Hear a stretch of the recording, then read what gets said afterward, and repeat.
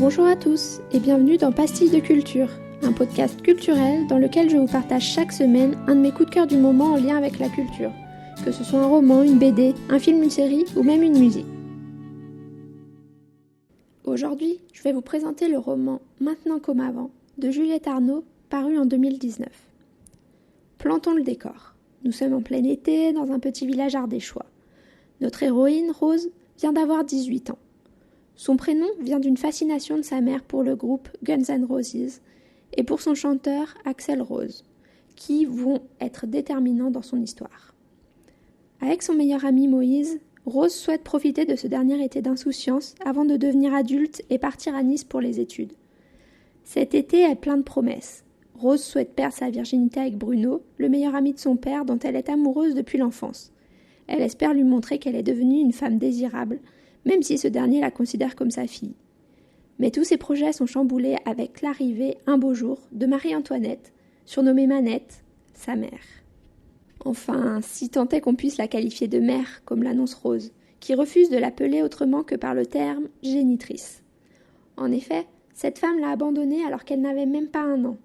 Emiliano, son père, ne s'est jamais remis du départ de Manette, qui a disparu en plein concert parisien des Guns N' Roses, sans laisser d'explication.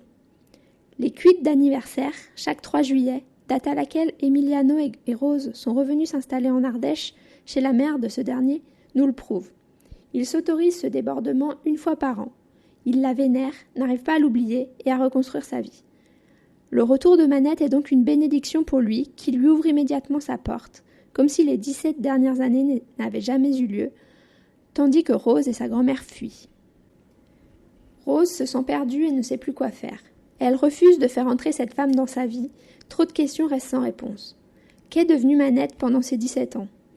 Et pourquoi revient-elle maintenant ? Dans quel but ? Est-il possible d'effacer ces 17 années d'absence aussi facilement comme l'a fait son père ? Son caractère têtu et prudent fait qu'elle ne sait pas si elle peut avoir confiance ou non en cette femme.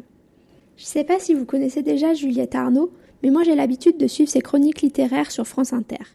Et on retrouve dans ce roman son style très particulier que j'apprécie beaucoup, avec ses « merci, bisous, merci » et ce langage très oralisé, familier, à la limite du grossier parfois, avec ses comparaisons à la fois hilarantes et absurdes, mais aussi la grande culture de l'autrice, avec de nombreuses références littéraires.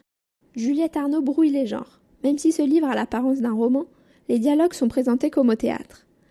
Rose fait parfois des apartés pour éclaircir un comportement, un mot utilisé, donner une anecdote, comme si elle parlait directement au lecteur ou à son journal intime.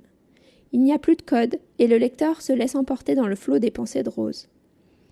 Donc si vous êtes intéressé par les livres qui traitent d'un thème assez tabou, l'abandon d'un enfant par sa mère, et que vous aimez les livres empreints d'humour et de sarcasme, foncez. Et n'oubliez pas, soyez curieux.